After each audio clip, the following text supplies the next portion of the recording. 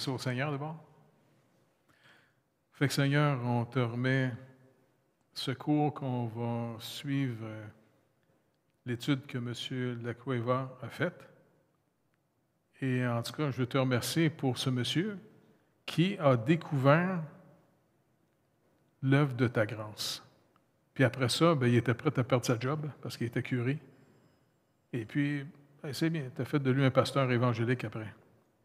Et puis, aide-nous, Seigneur Dieu, de plus en plus à s'attacher à toi et d'avoir confiance dans ton œuvre plutôt d'avoir confiance dans nos œuvres, afin que ton amour en nous soit le fruit de notre vie après.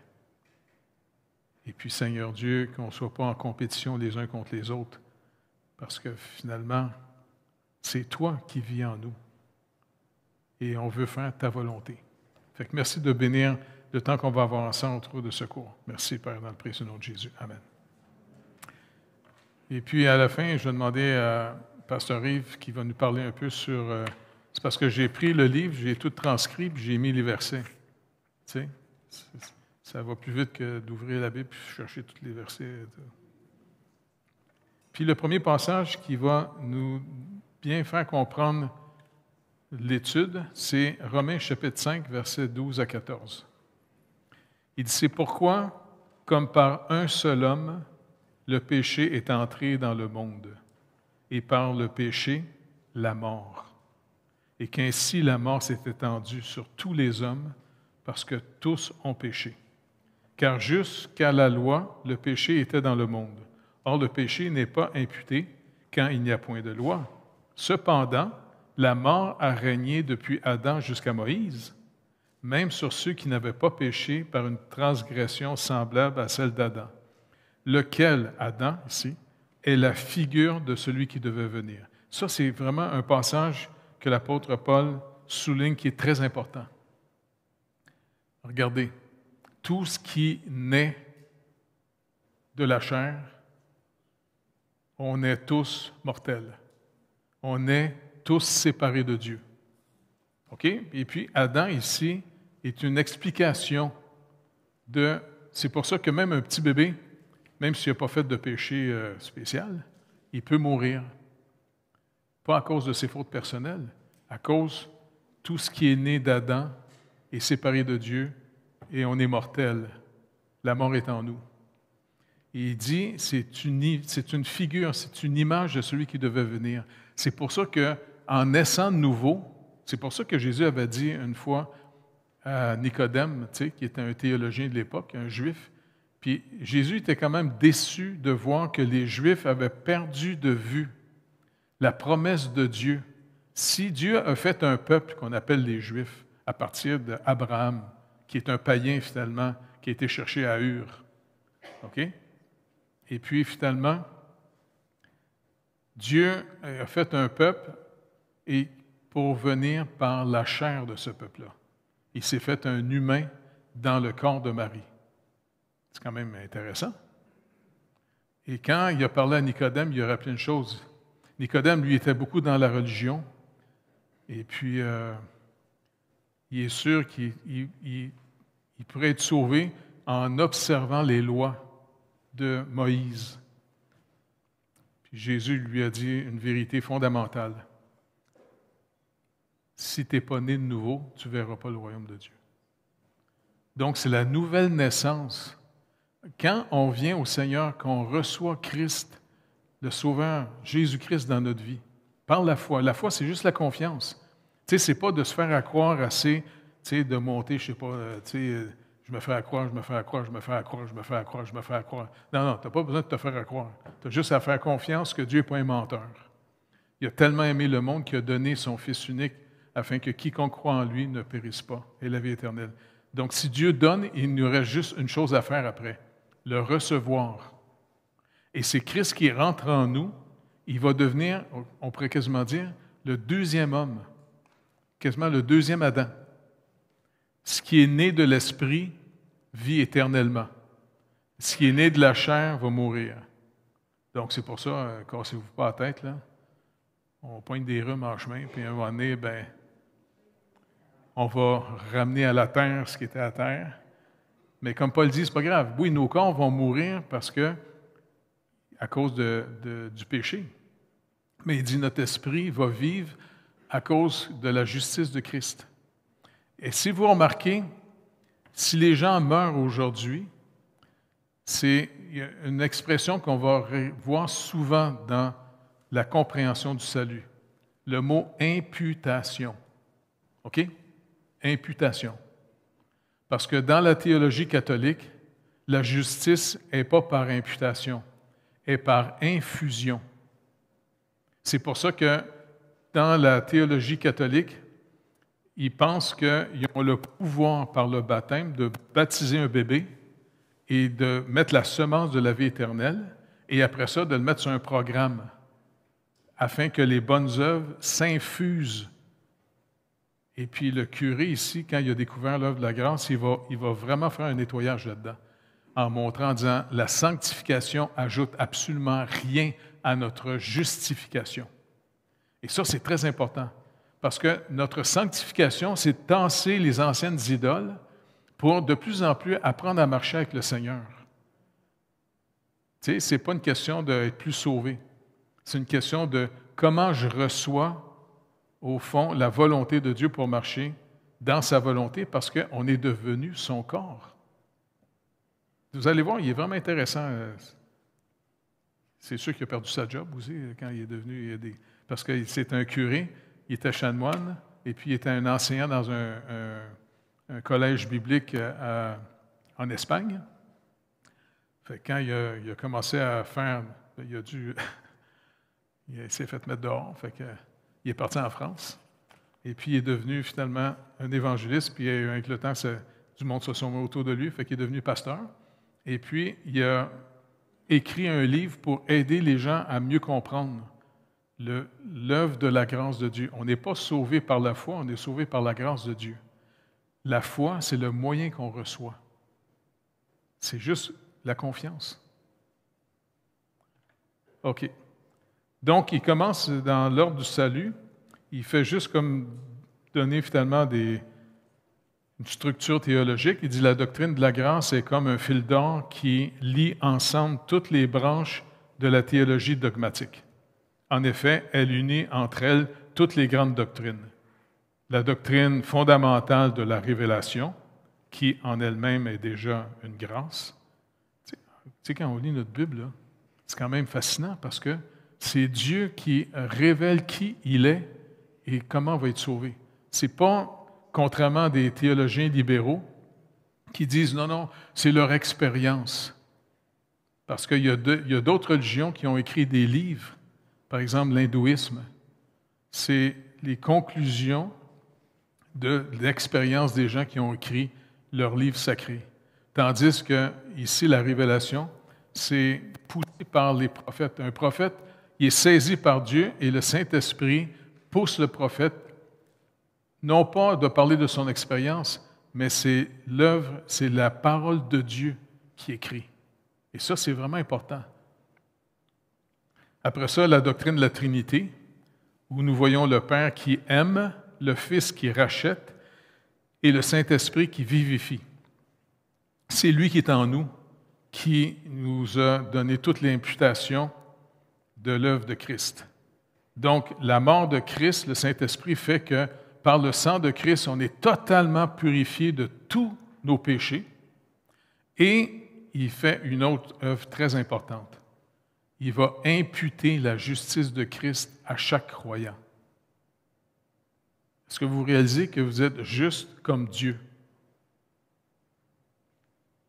Mais n'oubliez pas, on est toujours dans notre chair.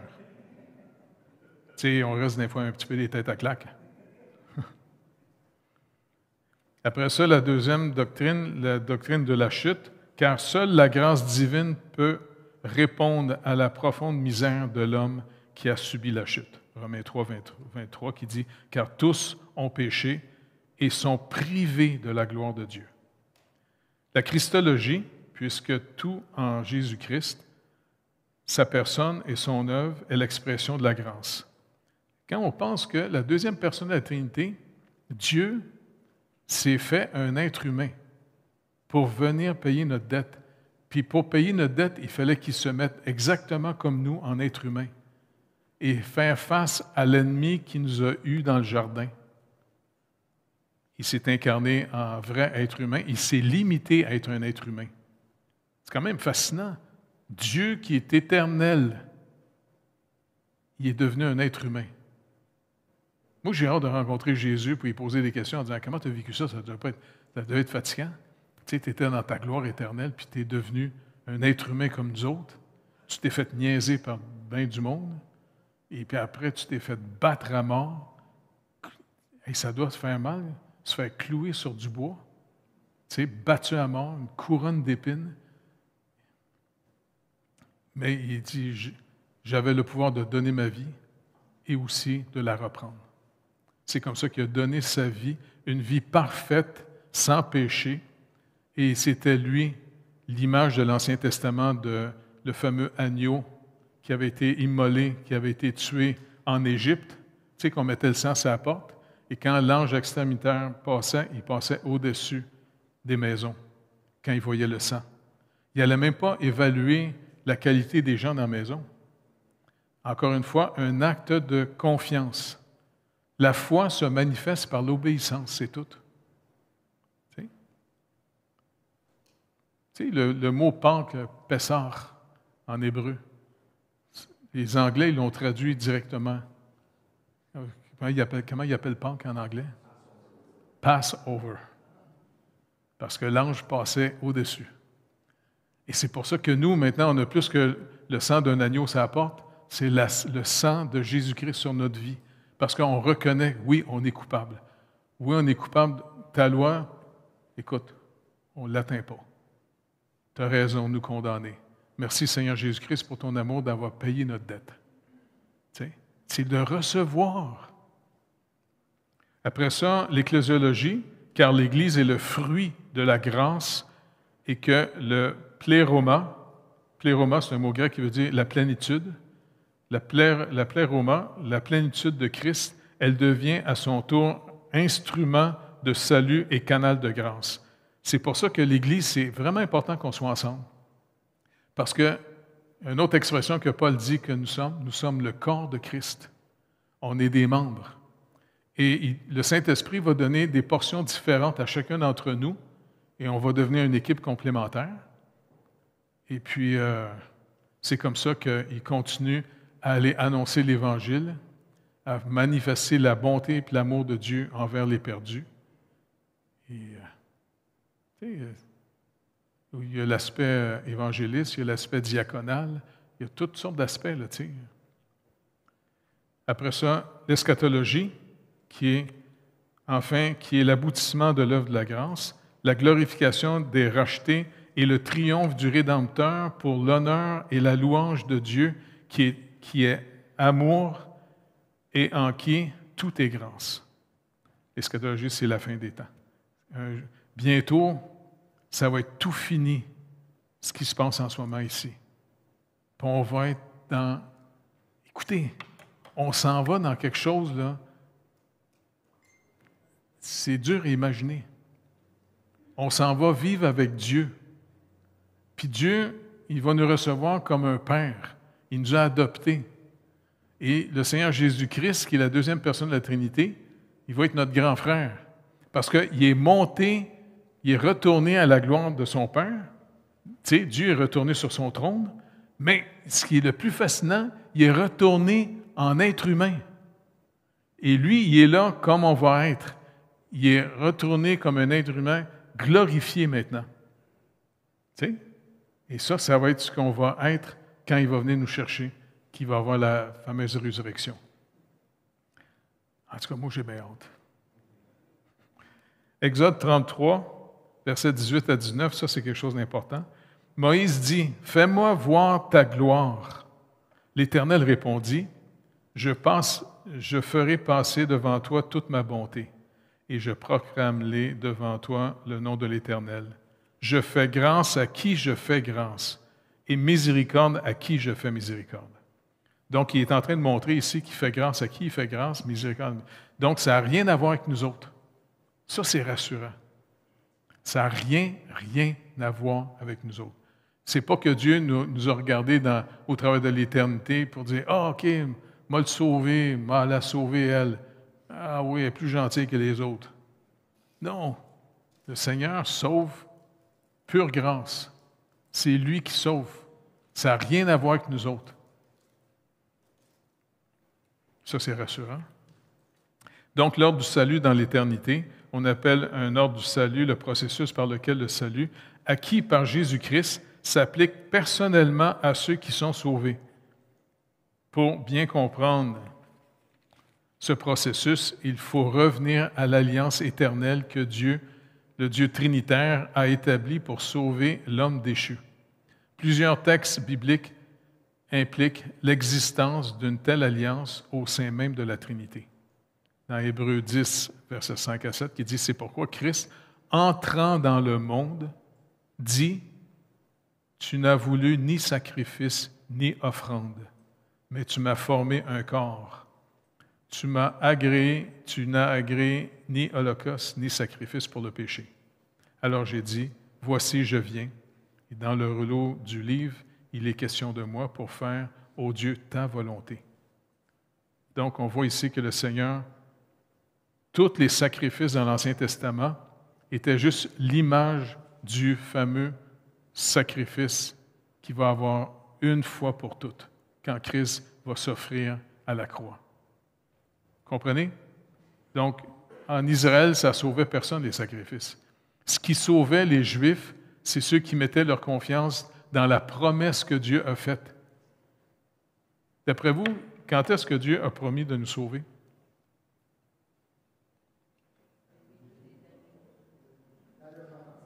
Oui, de toute éternité, mais quand est-ce qu'il l'a dit? Genèse, chapitre 3, quand il va dire, il va envoyer au fond le Sauveur par la postérité de la femme. Il a promis que par la postérité de la femme, en d'autres mots, il est en train de dire, il va se créer dans le sein de la femme pour venir lui-même écraser la tête du serpent. Et la parole est tellement cohérente, c'est spectaculaire, parce que Christ n'est pas mort n'importe où. Si vous lisez les Évangiles, à plusieurs reprises, les Juifs ont voulu le tuer. Même dans le temps qu'il a été annoncé l'Évangile à Nazareth, eh bien, il y a une falaise. Ils ont voulu le pousser en bas de la falaise. Ça a été énorme. On a fait des émissions de télévision là-bas, justement, avec la gang, là, tu sais, puis qui ont été sur le bord, là, et table d'eau, je me disais, hey, Seigneur, ça t'aurait fait mal en citron, tomber. Et puis, vu que la parole dit que ce n'était pas son jour, eh bien, c'est comme si les gens ne le voyaient plus, puis il a passé au travers de la foule, puis il est sorti. Puis à d'autres moments, vu que quand il parlait, il rappelait qu'il était Dieu, fait homme. Mais eux autres voyaient un être humain. Ils pensaient que c'était un blasphémateur. Et ils voulaient le tuer en lapidant. Il a tout évité ces morts-là parce qu'il était réservé pour une mort très précise. Il fallait qu'il soit cloué sur du bois pour être déclaré publiquement par la loi de Moïse. Quiconque est pendu au bois meurt sur le bois et déclaré maudit de Dieu. Et puis, le lieu qu'on appelle en latin calvaire. Je sais qu'au Québec, c'est une manière de, quand on est fâché, on le dit, là, calvaire. D'après vous, ça veut dire quoi, le calvaire? Le lieu du crâne. C'est quand même intéressant parce qu'il a été tué au lieu du crâne. Et puis, quand j'étais en Israël, on allait voir, tu sais, ce fameux lieu du crâne, là, tu sais. Puis l'image que je voyais dans ma tête, c'est comme si c'était un gros couteau, Jésus est dessus, puis comme si le Père met ça dans la tête du serpent. Bing! Le lieu du crâne. Psaume 40, versets 7 à 9 dit, « Tu ne désires ni sacrifice ni offrande. Tu m'as ouvert les oreilles. Tu ne demandes ni holocauste ni victime expiatoire. Alors j'ai dit, voici, je viens avec le rouleau du livre. Écris pour moi, je veux faire ta volonté, mon Dieu, et ta loi est au fond de mon cœur. » Et ce passage de l'Épître aux Hébreux nous montre que le Père, confiant au Fils une tâche rédemptrice comportant un sacrifice, mais aussi une victoire et une royauté. Et ça, c'est dans le psaume 2. Oh, je n'ai pas pris ma Bible. Elle est là. Tu veux-tu m'amener ma Bible, s'il vous plaît? Merci, mon ami. Si vous voulez, on peut tourner dans le psaume 2 pour lire le psaume 2.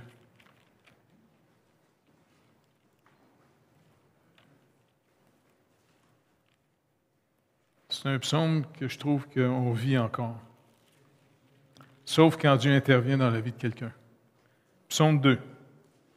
Pourquoi ce tumulte parmi les nations, ces vaines pensées parmi les peuples? Pourquoi les rois de la terre se soulèvent-ils et les princes se liguent-ils avec eux contre l'Éternel et contre son oint? Brisons leurs liens, délivrons-nous de leurs chaînes. Avez-vous remarqué au Québec combien de fois qu'on entend des gens dire « on s'est libéré des valeurs judéo-chrétiennes » ? Bien, quand les gens disent ça, je dis en passant, sais-tu quoi? Tu cites la Bible. Non, non, j'y crois pas. Non, mon pote, peut-être tu y crois pas, mais tu es assez épais pour être en train de la vivre. Parce que tu veux briser les liens, tu veux te délivrer des chaînes. Celui qui siège dans les cieux rit. Le Seigneur se moque d'eux, puisqu'il leur parle dans sa colère et les épouvante dans sa fureur. C'est moi qui ai oint mon roi sur Sion, ma montagne sainte. Je publierai le décret. L'Éternel m'a dit, tu es mon fils, je t'ai engendré aujourd'hui. Demande-moi et je te donnerai les nations pour héritage, les extrémités de la terre pour possession. Tu les briseras avec une verge de fer, tu les briseras comme un vase d'un potier. Et maintenant, roi, conduisez-vous avec sagesse. Juge de la terre, recevez instruction. Servez l'Éternel avec crainte et réjouissez-vous avec tremblement. Baisez le Fils de peur qu'il ne s'irrite et que vous ne périssiez dans votre voie, car la colère est prompte à s'enflammer. Heureux tous ceux qui se confient en lui.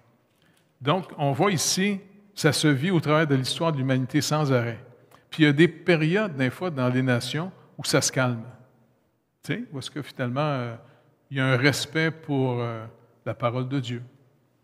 Mais, malheureusement, le Québec s'est nourri des fautes de l'ancienne administration chrétienne pour aujourd'hui faire de la propagande. On encourage même nos petits-enfants à l'école de vraiment se moquer de Dieu et puis de vivre n'importe comment. Et savez-vous quoi? C'est vraiment le mensonge de l'ennemi, du malin. Le malin, qu'est-ce qu'il a dit finalement à Adam et Ève? Mangez l'arbre. C'est parce que Dieu, c'est un tyran, il veut vous empêcher d'être autonome.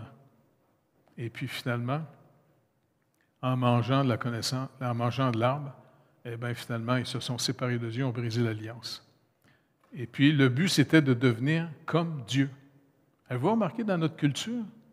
Tout le monde veut devenir Dieu de sa vie. Tu sais, je n'en reviens pas. Rien qu'un petit virus qui passe. On se prend pour un Dieu, mais ça fait pitié pas mal. Donc, dans Acte 13, verset 33, il dit « Dieu l'a accompli pour nous, leurs enfants, en ressuscitant Jésus, selon ce qui est écrit dans le psaume 2e. Tu es mon fils, je t'enverrai. » Et Paul le rappelle, il dit, bon, mais c'est comme si Jésus est déclaré fils de Dieu par la résurrection, même s'il l'était avant. Mais n'oubliez pas, ce n'est pas la deuxième personne de la Trinité qui est déclarée fils de Dieu. Il a toujours été fils de Dieu. C'est la parole éternelle. Sauf que c'est une nouvelle création, Jésus-Christ. C'est intéressant parce que quand il a apparu à Paul qui s'en allait persécuter les chrétiens à Damas, tu sais, le Seigneur a apparu dans un jet de lumière, vous vous rappelez? Et Paul a paniqué. Tu es qui, Seigneur? Je suis Jésus de Nazareth. Il n'a pas dit, je suis la deuxième personne de la Trinité. Il a carrément dit, je suis Jésus de Nazareth. Et puis maintenant, sur le trône à côté du Père, le trône de gloire de Dieu, eh bien, finalement, il y a un gars qui est assis là, Jésus de Nazareth. Et ça, c'est pour dire, écoutez, vous êtes maintenant dans la nouvelle création. Tu sais, je ne vous dis pas d'être suicidaire, là, mais je sais que ça a l'air bizarre à dire, mais pour nous autres, les chrétiens, comme Paul dit, la mort est un gain. Bon, c'est sûr, il ne faut pas se suicider, là, tu sais. C'est pour ça, des fois, ma femme trouve que je mange mal. Mais je dis, Carole, si tu manges trop bien, t'étires le départ. C'est ça.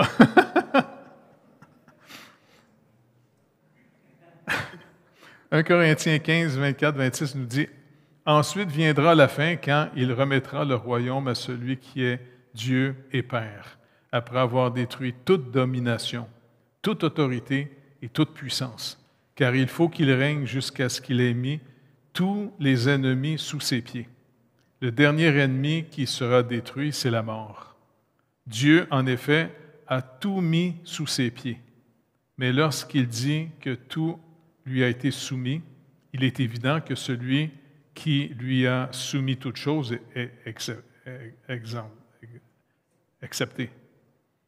Et lorsque toutes choses lui auront été soumises, alors le Fils lui-même sera soumis à celui qui lui a soumis toutes choses, afin que Dieu soit tout en tous. C'est vraiment fascinant, parce que Jésus, c'est sûr qu'il est Dieu éternel, mais en même temps, il est prêt à vivre avec nous autres en humain glorifié pour le restant de l'éternité. Écoute, c'est fascinant, ça. Il nous aime pour vrai. Et il devient notre nouveau Adam. C'est pour ça qu'il est important, même si c'est moqué par bien du monde, il faut naître de nouveau. Parce que la nouvelle naissance, c'est la naissance de la postérité de Jésus. Parce que tout ce qui est né de la chair, c'est la postérité d'Adam, ça va tout mourir. Et puis c'est très vulnérable au prince des ténèbres. Tandis que la nouvelle nature, on peut de plus en plus, il va en parler, la vraie sanctification, c'est de plus en plus apprendre comment on dépend du Seigneur pour apprendre à marcher avec lui, afin que le Saint-Esprit produise en nous des désirs contraires à ceux de notre chair.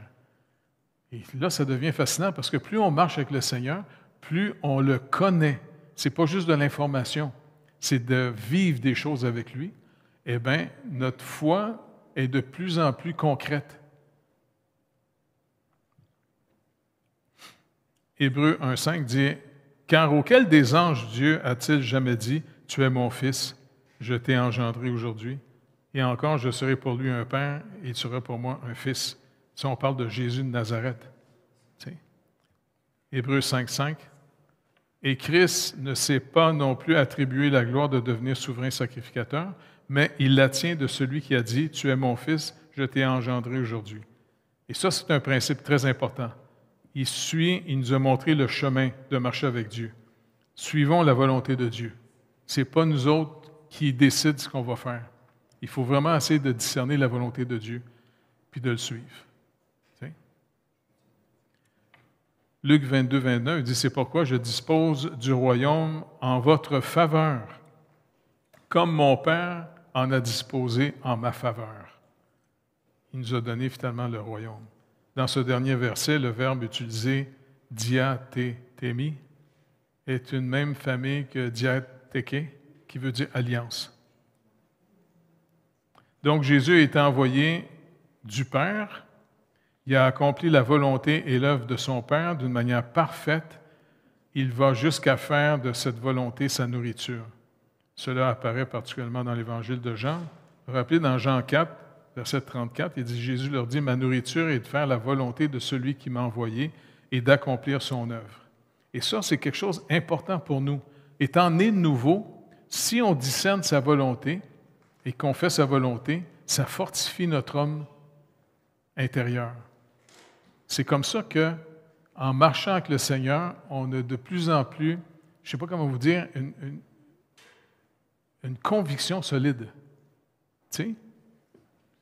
Je ne sais pas, si vous ne mangez pas pendant un mois de temps, ben, vous allez être un petit peu faible. Hein? C'est la même chose pour des gens qui négligent de chercher la volonté de Dieu puis de marcher avec le Seigneur. l'homme nouveau s'affaiblit. Et quand l'homme nouveau s'affaiblit, la chair prend de la force. Donc, c'est en marchant avec le Seigneur que de plus en plus, notre homme intérieur devient puissamment fort. Parce qu'on dépend du Seigneur pour marcher avec lui. On ne peut pas marcher par nous-mêmes avec lui. C'est lui qui nous appelle, puis c'est lui qui nous rend capables. Jean 5, 30 nous dit « Je ne puis rien faire de moi-même ». C'est Jésus qui le dit, ça. « Je ne puis rien faire de moi-même. Selon que j'entends, je juge, et mon jugement est juste parce que je ne cherche pas ma volonté, mais la volonté de celui qui m'a envoyé. » Verset 43, après ça, il dit « Je suis venu au nom de mon Père, et vous ne me recevez pas. Si un autre vient en son propre nom, vous le recevez. » Et ça, c'est le principe du monde. C'est pour ça que ne soyez pas surpris qu'en tant que chrétien, vous n'allez pas être reçu par les gens du monde. Mais quiconque s'autoproclame, tu sais, les gens qui... Il ne faut pas que je m'énerve, là. Mais les gens qui viennent du monde, tu sais, qui sont des vedettes, puis qui sont... Ben, le monde les reçoit. Mais j'en reviens pas. Je dis, hey, Seigneur, on est vraiment bouché par les deux bouts, ça n'a pas de bon sens, parce que tout ce que ton Père témoignait de toi, tous les miracles que tu faisais, puis en plus, plus de 1500 ans de prophètes qui annonçaient toute la venue du Messie, le lieu où il va naître, toutes ces choses-là, tu sais, tu dis, mais comment ça se fait qu'ils ne t'ont pas suivi? Comment ça se fait que la nation ne s'est pas toute tournée vers toi? Et même c'est les religieux qui l'ont tué.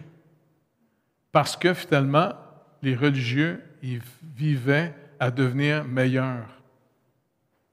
C'est le danger de toute forme de religion qui vit selon des œuvres qui fait de toi quelqu'un de plus important qu'un autre. C'est pour ça, dans l'Épître aux Galates, il va les mettre en garde en disant, écoute, vous avez commencé l'esprit par l'esprit, finissez pas par la chair. Ne rentrez pas dans un programme d'être meilleur que les autres, vous allez vous dévorer les uns les autres après. Parce que les gens qui viennent meilleurs que les autres, ils aiment toujours trouver l'erreur et la faiblesse chez un autre pour le descendre. C'est leur manière de se monter. Et le Seigneur Jésus-Christ est totalement contre ça. Vous n'êtes plus du monde maintenant. Apprenez à me suivre. Donc, Jean 6, 38, 39, il dit « Car je suis descendu du ciel pour faire non ma volonté, mais la volonté de celui qui m'a envoyé. Or, la volonté de celui qui m'a envoyé, c'est que je ne perde rien de tout ce qu'il m'a donné, mais que je le ressuscite au dernier jour. » Et ça, c'est encore une fois de dire, quand on prie, de dire « Écoute Seigneur, apprends-nous ta volonté. » Parce que c'est toi qui es assez puissant pour être capable de nous la faire connaître, ta volonté, parce que écoute, c'est trop facile d'être dans nos propres programmes personnels. Donc, viens à notre secours. Fais-nous comprendre ta volonté. Et c'est pour ça que quand vous avez une intuition de ce qui serait la volonté de Dieu, n'ayez pas peur de demander au Seigneur, donne-moi un signe externe pour confirmer si c'est vraiment de toi. Tu sais, je fatigue avec mes histoires, moi, là tu sais. Mais, tu sais, quand il nous a dit d'aller en Haïti, ben moi, j'ai dit, écoute, Seigneur, comment on fait pour savoir si c'est ta volonté? Tu sais, tu veux-tu me donner un signe exemple? Puis c'est ça que Richard est à côté de moi, il dit, bien, le Seigneur me montre qu'on va y aller dans un gros bateau blanc. Puis en plus, Jeff, tu vas le conduire. Attends, moi, je sais comment faire une chaloupe, puis un canot, mais un bateau, non, tu sais. Mais sais-tu quoi? 3 ans plus tard, je me retrouve sur le bateau. En plus, je l'ai peint blanc, au complet. J'en revenais pas. Et puis après ça, la moitié de l'équipe est toute tombée malade à cause on est dans une tempête. Puis le capitaine vient me chercher. OK, Jeff, vu que tu vomis pas, oublie pas, je t'ai donné un job, il faut que tu nettoies les toilettes puis les douches. OK. C'était intéressant de voir tout ce qu'il y avait à terre. Là, et puis, il me dit, tu vas conduire le bateau. Il me met derrière la barre. Il y a un officier qui est là, qui nous coach toute la gang. J'en reviens pas, tu sais, je suis en train de conduire le bateau. Puis dans ma tête, je dis, hey, Seigneur, t'es capotant. J'en reviens pas.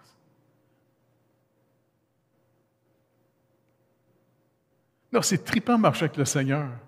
C'est trop drôle.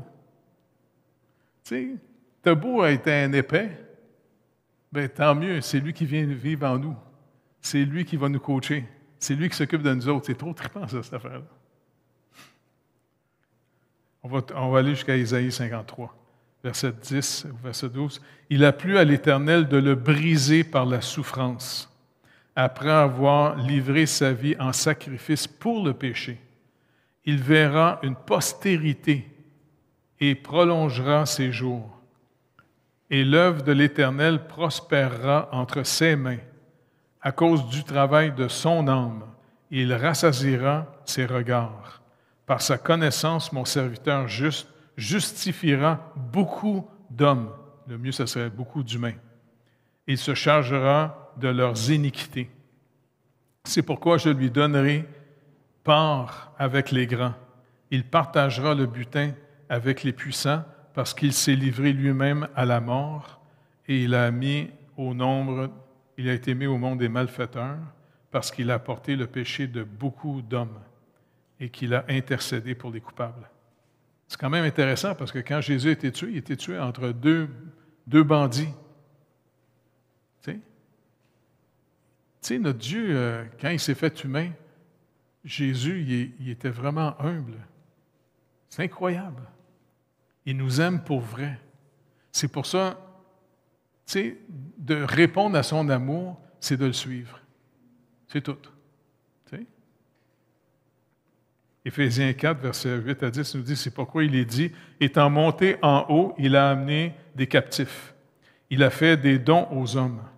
Or, que signifie il est monté, sinon qu'il est aussi descendu dans les régions inférieures de la terre?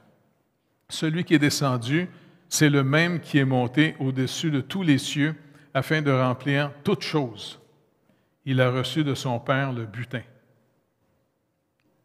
sais, il est l'héritier de toute la création et en passant, c'est par lui que le Père a tout créé.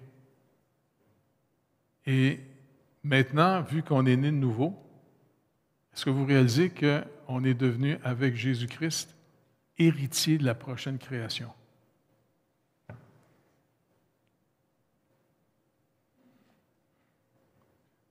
Nouvelle terre, nouveau ciel. Je ne sais pas si le Seigneur va nous permettre de voyager dans l'espace pour aller visiter d'autres planètes. Là, je ne sais pas. Tu sais. En tout cas, j'ai bien hâte de voir ça.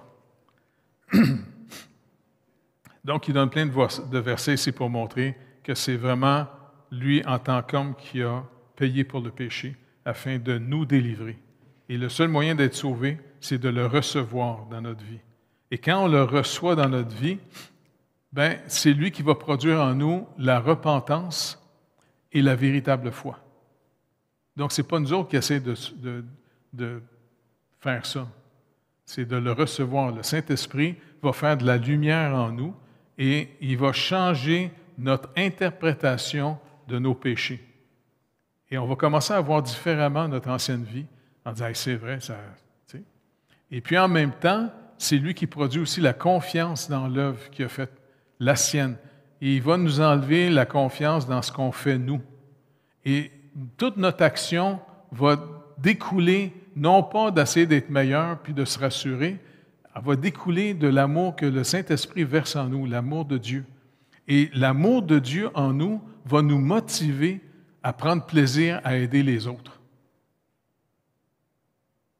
Non, c'est fascinant. C'est pour ça que je suis vraiment béni de voir comment l'Église s'occupe. Écoutez, on n'est pas des milliers, là, tu sais. Et puis, à notre nombre, là, il y a plein de gens dans le monde en ce moment qui vivent à cause de vous autres. Juste en Haïti, il y a au moins 600 enfants qui mangent. Et puis, en plus, ils en font un peu plus. Puis, tous les ultra-vieux, pauvres, les aveugles du village sont nourris aussi par le restant de la nourriture. Ils vivent, ils mangent depuis des années maintenant. Et même en Afrique, on a fait une autre banque alimentaire. Puis plein de gens, croyants comme non-croyants, on aide le quartier. Puis les gens ne viennent pas parce qu'ils sont surpris de voir une église qui ne demande rien, qui donne. Puis quand on va aller en Afrique, là, cet automne, ça va être le fun, hein? Surtout quand on s'en va dans la brousse, hein? On s'en va au bout des routes en Jeep, et puis tous les jeunes viennent nous chercher avec leur moto. On embarque, tu sais. puis on s'en va dans la brousse, puis on arrive dans ces villages, puis eux autres, c'est pas compliqué. Une église, c'est le gros arbre du village. Toute la gang est en dessous du, tu sais. Et puis, ils se tournent vers le Seigneur, puis Cujo fait une super bonne job, formation de disciples, puis... En tout cas, c'est trop le fun. On n'a pas le temps de s'ennuyer bien, bien.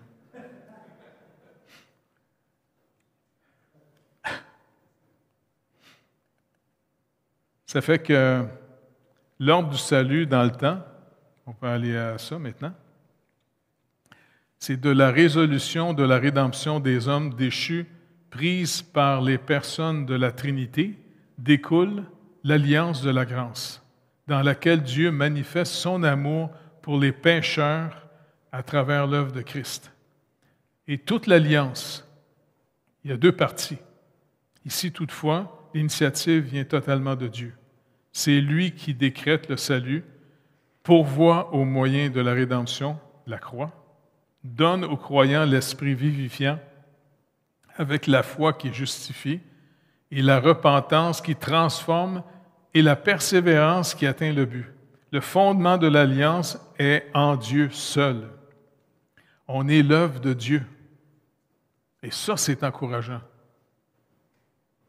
C'est de lui uniquement que dépend la solidité et sa sécurité. L'homme incapable de contribuer à sa rédemption ne peut que tendre la main de la foi pour recevoir le don de Dieu. C'est pour ça que l'autre fois, là, j'ai acheté plein de chocolat pour donner l'illustration, parce que Jésus dit « Recevez le royaume de Dieu comme les petits-enfants ». Parce que, tu sais, les disciples, ils étaient fâchés des mères qui amenaient les petits-enfants pour qu'ils voulaient que Jésus les bénisse, tu sais. Et puis les gars disent « Non, allez-vous-en. » Parce qu'eux autres, ils voulaient les intellectuels, ils veulent les capables. Les enfants, pour eux autres, c'est insignifiant, ça, des enfants. Puis Jésus s'est énervé. « Hey! Non! Laissez venir à moi les petits-enfants. Parce que le royaume de Dieu est reçu comme eux reçoivent. » Moi, je trouve ça trippant. Parce que les enfants ne sont pas complexés pantoute pour recevoir. Pas vrai? C'est pour ça que je me dis, Seigneur, je vais acheter plein de chocolat et puis je vais faire une démonstration. Tous les enfants de l'Église vont montrer comment on peut te recevoir. C'est pour ça que quand j'ai dit, OK, les enfants, avant de descendre en bas, j'aimerais vous donner du chocolat. Qui en veut? Vous, tous les enfants, mon chum, sont venus en courant, tu sais.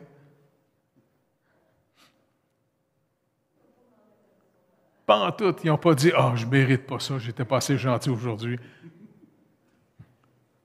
Non, c'est comme ça que le Seigneur veut qu'on vienne à lui. La foi, c'est une main qui reçoit. Ce n'est pas une main qui va chercher.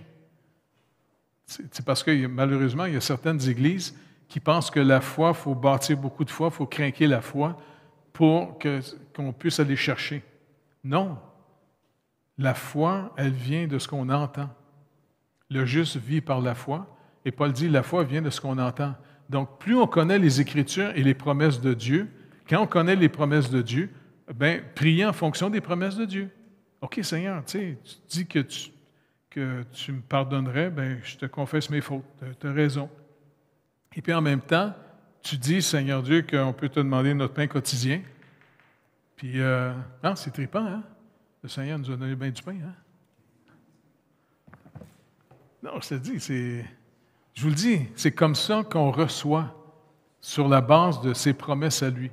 Il veut s'occuper de nous, et quand il s'occupe de nous, vous devenez des témoins dans cette vie.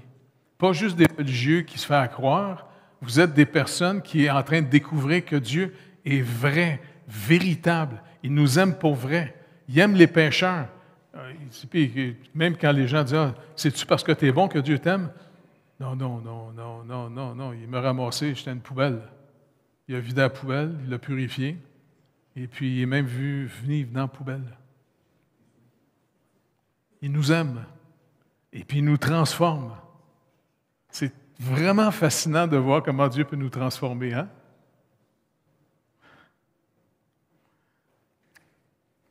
Donc, le médiateur de cette alliance, comme l'Épître aux Hébreux l'explique, est Jésus-Christ. Du côté divin, il procure par son sacrifice le salut à l'homme, aux humains. Du côté humain, Christ, qui a été fait péché, a accompli à la place de l'homme ce que ce dernier ne pouvait faire pour expier ses fautes. Tu sais, aucun d'entre nous, on pourrait, par la mort, payer notre dette, parce que le salaire du péché, c'est la mort. Donc, en d'autres mots, la mort nous saisit parce que finalement, on n'est pas capable de payer la dette qu'on devrait. On est né mort. C'est pour ça que, tu sais, quand tu as accouché Naomi, Carole, ouais, ça m'a traumatisé. Non, parce que hey, on vient de mettre un beau petit bébé, une petite condamnée à mort. Fait que là, je me rappelle, j'étais à l'hôpital pendant 2 jours, 3. Et puis là, je priais dans mon char. Et Seigneur, écoute, montre-moi comment je vais élever mon petit bébé. Tu sais, je ne veux pas mettre un enfant au monde puis qu'elle s'en aille dans l'éternité, dans la nuit éternelle. Ça fait que c'est comme si on dit, regarde, je suis ton ami. Oui, c'est vrai. OK. Apprends-y que je vais être son ami. Puis c'est comme ça que j'ai appris à ma petite fille de non, Jésus, c'est mon meilleur ami. Tu sais, regarde, demande-y des choses. Qu'est-ce que je lui demande quoi? N'importe quoi. Si tu veux du chocolat, tu peux lui demander. Puis c'est comme ça qu'elle a appris à connaître le Seigneur. Hein? Même des fois, elle avait des petits... tu sais, quand... Ouais. Et puis, elle venait dans notre chambre. « Papa, j'ai mal à l'oreille. » « OK, on va demander à Jésus de te guérir, OK?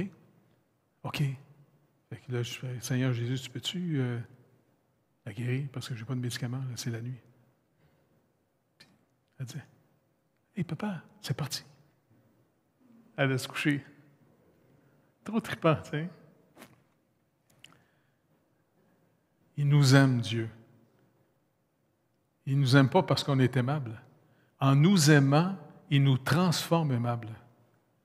C'est comme si son amour vraiment nous change profondément, quasiment dans notre subconscient. Tu sais, dans l'origine de tout ce qui jaillit en nous, là, c'est lui qui descend, c'est lui qui nous délivre de toutes sortes d'idolâtries. Tu sais, que ce soit l'insécurité, l'argent, la sexualité, le pouvoir, n'importe quoi. Plus il rentre dans notre vie, plus on le découvre, plus ça éteint tout un genre de besoin que le monde cherche sans arrêt. Tu n'as plus besoin de devenir quelqu'un. Tu es aimé de Dieu. Tu sais? Pas le fun, ça? Tu sais, le Créateur nous aime, il nous a adoptés en plus. Est-ce que vous réalisez, vous êtes adoptés par Dieu? Écoute, pas n'importe quoi. L'alliance absolue et inconditionnelle de la volonté divine de sauver les êtres humains déchus, les hommes. Il dit toujours les hommes, le curé, là, mais j'aime mieux dire les humains, là, parce que les madames aussi, vous avez peut-être sauvé. De sauver les humains déchus, et ainsi, en quelque sorte, conditionnés par l'œuvre de Christ qui pourvoit au rachat de l'humain, par la foi de l'humain pécheur, qui, telle la main, permet de saisir les bienfaits de l'alliance. Comme les petits-enfants, ils étaient capables d'aller prendre les chocolats que je leur donnais. Néanmoins, aucune de ces conditions ne prive le Père de l'initiative de salut. En effet, quant à la première, ce n'est pas Jésus seul qui a décidé de réconcilier les humains avec Dieu, car c'est Dieu. Dieu était en Christ, réconciliant le monde avec lui-même. Quant à la seconde, la foi même du croyant repentant est un don de Dieu, Éphésiens 2:8. Même notre confiance en Dieu, c'est carrément l'effet du Saint-Esprit en nous qui nous a délivrés de notre rébellion contre Dieu. Tu sais, c'est fascinant. Donc, le salut communiqué. Dans son amour, le Père a pris l'initiative du salut. Le Fils et le Saint-Esprit y font participer l'individu par 2 moyens, la parole et les actes symboliques. L'Esprit utilise la parole de Dieu pour convaincre le péché, pour faire pénétrer dans le cœur le message de la vie et pour entraîner le croyant à la suite de Jésus-Christ. L'être humain répond par l'obéissance de la foi en recevant le message du salut. Romains 1,5 nous dit « Par qui nous avons reçu la grâce et l'apostolat pour amener en son nom à l'obéissance de la foi tous les païens. » 16, 26, Romains. Mais manifesté maintenant par les écrits des prophètes, d'après l'ordre du Dieu éternel, et porté à la connaissance de toutes les nations, afin qu'elles s'obéissent à la foi. Est-ce que vous réalisez que notre foi, c'est simplement d'obéir? OK, moi le faire. Vous n'avez pas besoin de le sentir. OK? Vous n'avez pas besoin de dire, il faut que je me fasse à croire. Non, vous pouvez carrément vous renier en disant, OK, je vais faire ce que tu dis, Seigneur. Tu sais, même si je ne le sens pas, même si je ne le crois pas, moi, personnellement, de toute façon, tu nous as dit, pour te suivre, on peut se renier. Fait que je vais me renier, puis je vais te faire confiance, parce que c'est toi la vérité, c'est pas moi la vérité. Tu sais? Et c'est comme ça que la foi est très, très accessible, très facile. Et c'est pour ça l'importance de lire les Écritures et de les comprendre, l'Ancienne Alliance et surtout la Nouvelle Alliance, parce que de réaliser que tout est accompli maintenant. Et comment on apprend à marcher avec le Seigneur? Simplement par obéissance. C'est quand même fascinant. Le Seigneur veut vraiment pourvoir à tous nos besoins pour marcher avec lui. Jésus, quant à lui, représente cette application individuelle du salut par les deux symboles qu'il institue, le baptême et la Sainte Seine. Union du croyant à Christ dans sa mort et sa résurrection. C'est pour ça que quand quelqu'un croit au Seigneur, la deuxième étape, c'est on va le baptiser. C'est pas qu'en le baptisant, contrairement à, malheureusement, certaines dénominations chrétiennes, pensent que c'est un pouvoir non, c'est pour illustrer. Si tu as cru au Seigneur, OK, viens, on va te baptiser. Pourquoi? Parce que ça va illustrer comment Dieu t'a sauvé. Il t'a mis dans la mort de Christ, et puis maintenant, tu es en nouveauté de vie. Parce que c'est comme ça qu'on est sauvé. On a été crucifié avec Christ. Et puis, maintenant, on est mort à la condamnation. Et maintenant, on est en vie avec Christ devant Dieu. Et c'est comme ça qu'on peut discerner sa volonté et apprendre à marcher avec lui. Et quand le Seigneur va venir nous chercher, écoute, plus on a appris à marcher avec le Seigneur, moi je suis sûr que ça va être plus rassurant de mourir, ça va être moins épeurant parce qu'on n'est pas habitué de mourir. Hein? Tu sais pas comment ça se fait, ça. Oui, c'est ça.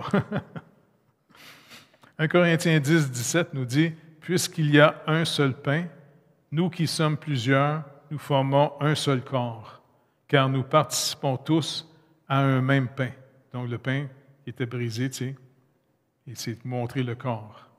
1 Corinthiens 11, 26, il dit « Car toutes les fois que vous mangez ce pain et que vous buvez cette coupe, vous annoncez la mort du Seigneur jusqu'à ce qu'il vienne. » Tel est le sens du second.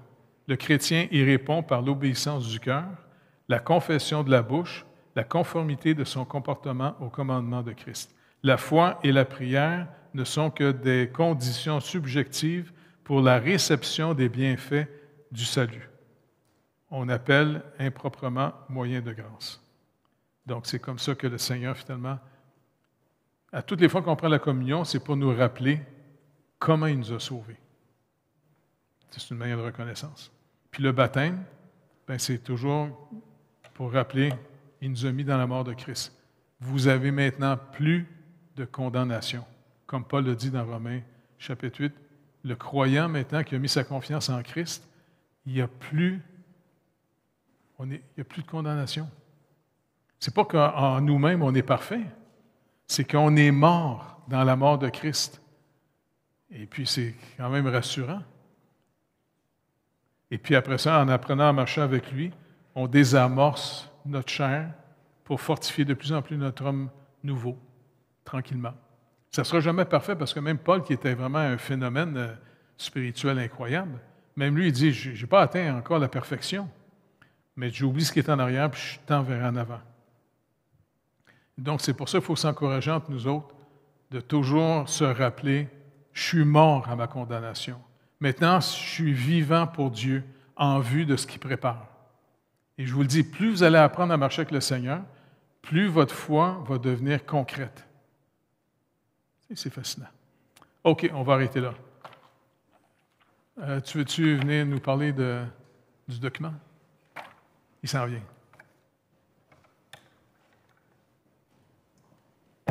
Hey, merci d'être venu, hein?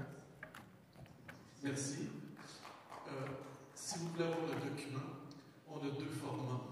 On a un format papier qu'on a boudiné. Excusez si vous ne me voyez pas, je vais venir ici. Comme ça. Copier seulement quelques copies, sachant pas trop la réponse. Et aussi, on encourage les gens à acheter le livre. Mais si vous avez besoin de ce format, les mêmes noms que Pasteur Jeff, vous venez donner votre nom. J'en ai quelques copies que je peux donner ce soir, mais je vais en boudiner et copier d'autres pour la semaine prochaine. Et si vous voulez recevoir le document en format PDF, eh bien, donnez-moi votre adresse courriel et je vais vous faire parvenir ce même document, mais cette fois-ci en format PDF. Vous pouvez le consulter sur votre ordinateur, votre tablette, même votre téléphone, si vous voulez. Alors ça, c'est l'annonce. Voilà.